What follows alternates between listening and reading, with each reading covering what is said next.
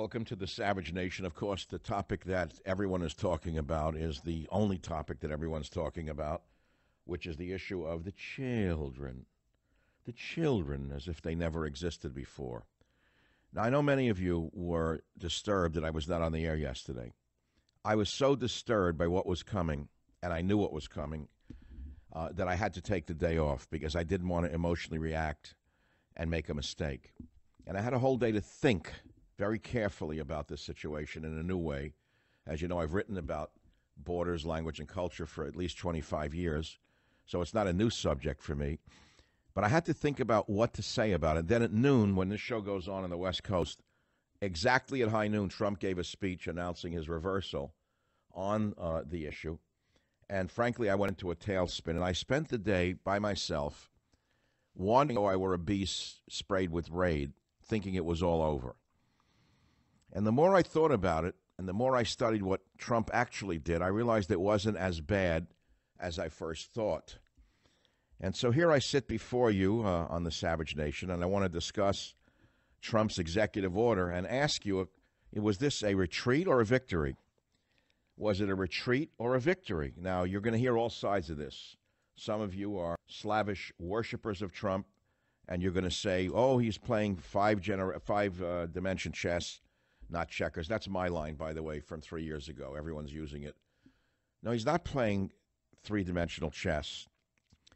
He had to retreat because of his wife, Melania, and because of his wonderful daughter, Ivanka. They are the liberal advisors in his inner circle. And that's okay. I mean, all presidents have advisors. You may say, well, we didn't elect them. Well, yes, you do. When you elect the president, you also elect his wife and his daughter and his son-in-law and his children, because that's who people talk to, by the way.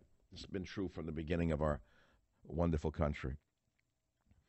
And so I sat and I came up with my ideas on this as I was working on the last revision of my forthcoming book, Stop Mass Hysteria. I was shocked to see the mass hysteria that occurred yesterday. The mass hysteria on the right and the left, the mass hysteria from the vermin in Hollywood, such as Peter Fonda, whatever his name is, who actually should be in prison for threatening Barron Trump. I was shocked yesterday to think that this old stoner has gone from an easy rider to an easy derider in such a short period of time. Peter Fonda, I would say you should be ashamed of yourself, but you have no shame. You were born to a communist father. You have a communist sister who stabbed our troops in the back, and now you stabbed our first son in the back. You are the lowest of the low. Maybe you ought to be put in the cage with pedophiles, something you may like or something you may know something about, to have said a thing like that. Tweeting we should rip Barron Trump from his mother's arms and put him in a cage with pedophiles and see if his mother will stand up against the giant ass she is married to. That's Peter Fonda. As I said, the lowest of all of them was Peter Fonda, and yet he has a new movie coming out. Sony Pictures has a movie coming out with him. I hope you go to it. Not. I have no idea why Sony Pictures wouldn't pull the movie after a thing like this. But the distributor has money involved, and as you know, money talks. But let's get back to the issue of the border and where I stand on it. And was this a victory for Trump or a capitulation by Trump? Well, as I said, I was sitting in my apartment in the city yesterday thinking about all of this, and I was revising my opening to my book, Stop Mass Hysteria, when the mass hysteria hit America. I'm going to read you 2 pages from my book, which won't be out until October. Maybe I shouldn't read it so far in advance, but this is how it's going to read when you buy this book, and you'll have a permanent record of this. Look what I wrote. Hatred is in the air. We're living in an age of hate, in which mental pollution is worse than air pollution. Hatred is spreading like a virus into all too willing hosts. It unifies knee-jerk liberals, no matter what their other differences. Hatred of conservatives. Trump and his voters are just one of the many cases of mass hysteria infecting American society today, and likely the most destructive. As I write these words, 2 of the most malicious acts in living memory have been perpetrated by agents of the left. First, Antifa has published the home addresses of ICE agents, essentially guaranteeing that these hardworking, law-abiding, honest, and decent men and women will be harassed at levels no citizen should be forced to endure, and that's if they're lucky. With these cowardly masked goons, violence against our public servants is inevitable. The second obscenity was the odious suggestion by Peter Fonda, brother of the infamous Hanoi Jane, son of the one-time gray-listed communist sympathizer Henry Fonda, that Barron Trump, son of the President of the United States, be locked in a cage with pedophiles. It's appropriate that, in this stoner's view, the real animal is the one outside the cage. Now flip that for a moment, if you will. Can you imagine what would have happened to anyone who tweeted that kind of sentiment about the daughters of Barack Obama? Chuck Schumer, Nancy Pelosi, and every shockable Democrat on the Hill would have been calling for blood. Where is the outrage? More importantly, where is the humanity? Where is the decency? It is gone. It is lost in the sea of mass hysteria that dominates our world in a way and at a level history has never seen before in this country. Can it be stopped before we have an actual civil war? Can it be stopped before America is lost? This question is a real one.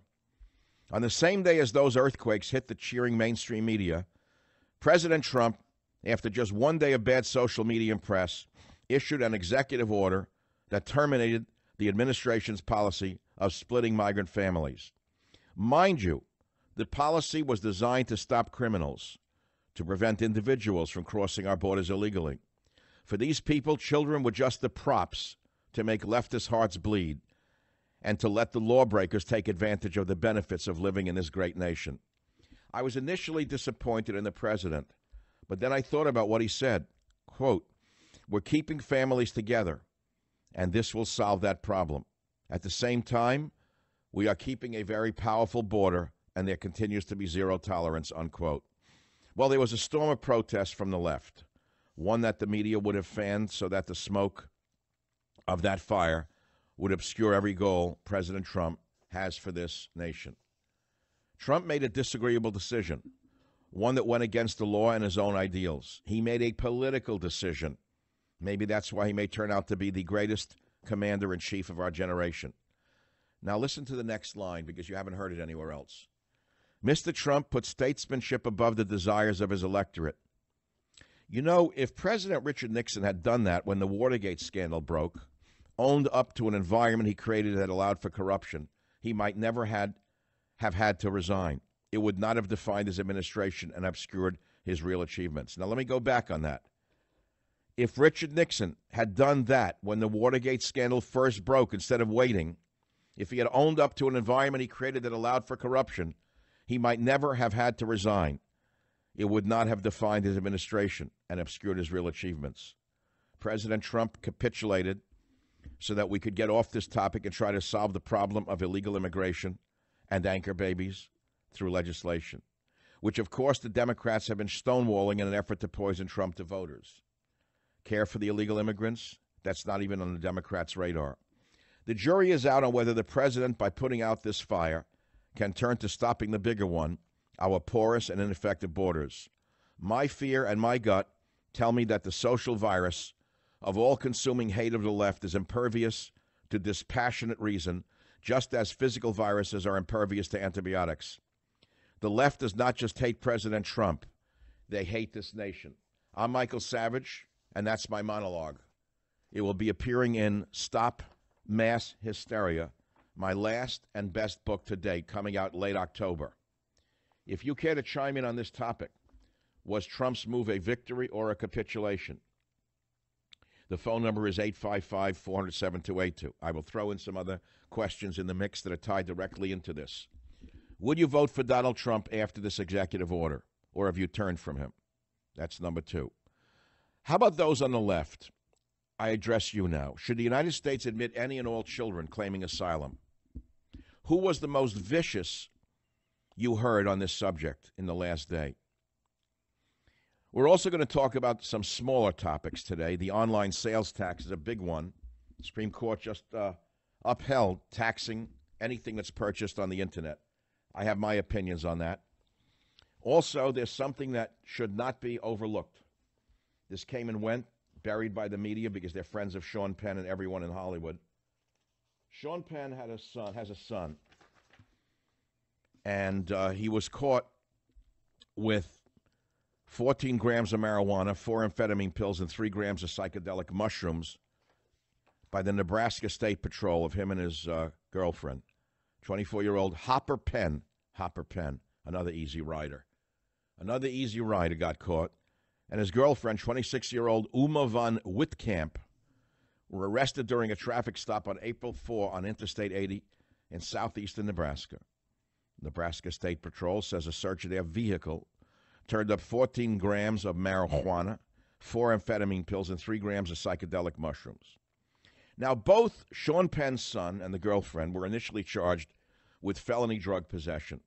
Court records show they later pleaded no contest to the misdemeanor charge of attempt to a felony. Each was ordered to pay $1,000. Now, a Class 1B felony in the state of Nebraska requires that offenses related to amphetamine or methamphetamine in a quantity of at least 10 grams, but less than 28 grams. You want to hear the penalty?